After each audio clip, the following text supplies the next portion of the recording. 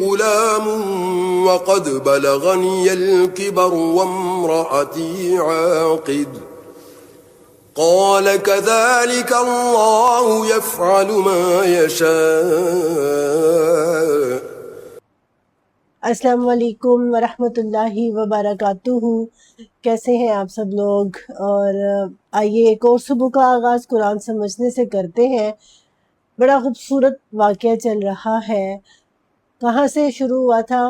محترمہ حنا سے شروع ہوا جب انہوں نے ایک نظر مانی تھی، اور جب وہ پریگننٹ تھی انہوں نے نظر مانی کہ جو بھی بچہ میرے ہاں پیدا ہوگا اے اللہ وہ میں تیری سپرد کرتی ہوں، وہ میں تیری نظر کرتی ہوں۔ اب کیا ہوا کہ ان کے ہاں بیٹی ہوئی، اور ڈیورنگ پریگنینسی ان کے ہسبینڈ کی ڈیتھ ہو گئی۔ وہ سارا جو ہے وہ پچھلی ویڈیوز میں ہم ان پہ بات کر رہے ہیں۔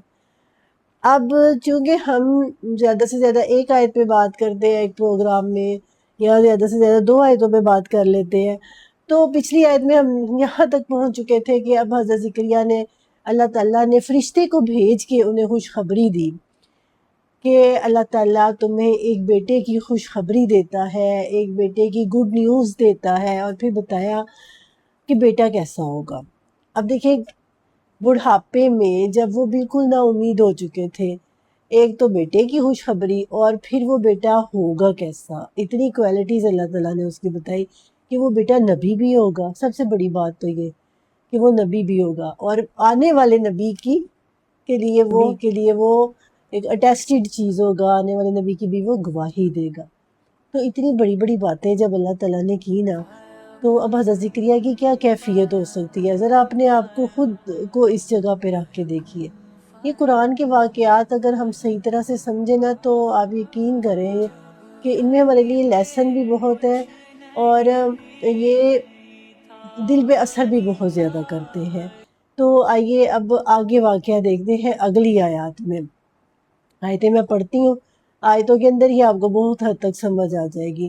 نحمدہ ونصلی علی رسولہ الکریم، اما بعد، اعوذ باللہ من الشیطان الرجیم، بسم اللہ الرحمن قال ربی ان یکون لی غلام وقد بلغنی الکبر وامرأتی عاقر قال کذالک اللہ یفعل ما یشاء۔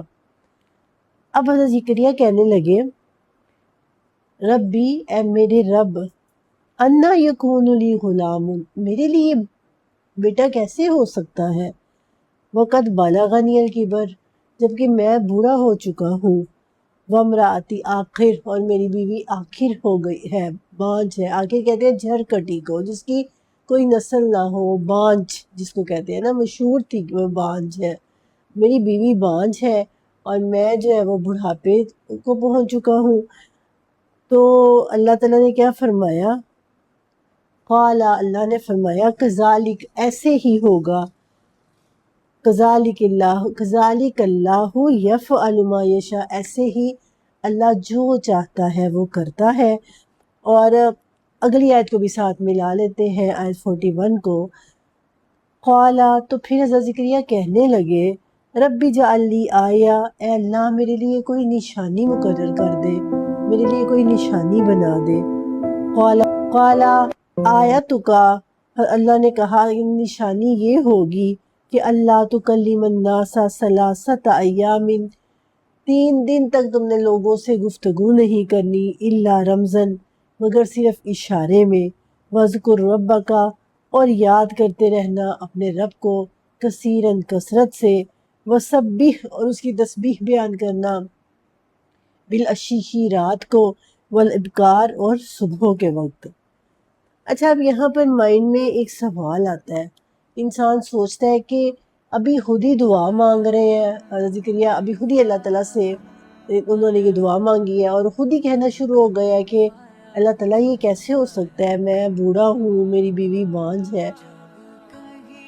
تو اس سوال میں بہت سی باتیں چھپی ہوئی ہیں۔ یہ بھی ہو سکتا ہے کہ ان کے مائنڈ میں یہ بات ہو کہ اے اللہ تعالیٰ اسی حالت میں تو مجھے دے دے گا، یا ہماری کیفیت کو جوانی کی کیفیت میں بدل دے گا، یہ بھی ہو سکتا ہے۔ اور یہ بھی ہو سکتا ہے کہ جو ہم خود کو بھی اس جگہ پہ رکھ کے دیکھیں کہ ہم اللہ تعالیٰ سے دعا مانگ رہے ہیں ایک چیز کی، اور جب اللہ تعالیٰ ایک دم ہمیں پتہ چلتا ہے کہ ہماری وہ دعا قبول ہو گئی ہے، اور قبول بھی اتنے اچھے طریقے سے ہوئی ہے کہ ہماری سوچ سے کہیں بڑھ کے، کہ نہ صرف بیٹا دیا بلکہ وہ بیٹا جو نبی بھی ہوگا، تو ایک دم تعجب اور حیرانگی سے ہم بھی سرپرائزڈ ہوں گے، اور ہماری بھی کنڈیشن یہی ہوگی کہ ہم کہیں گے یہ کیسے ہو سکتا ہے، یعنی کہ ایک طرف ہم مانگ رہے ہیں اور دوسری طرف ہم خود ہی کہنا شروع ہو جائیں گے کہ یہ کیسے ہو سکتا ہے۔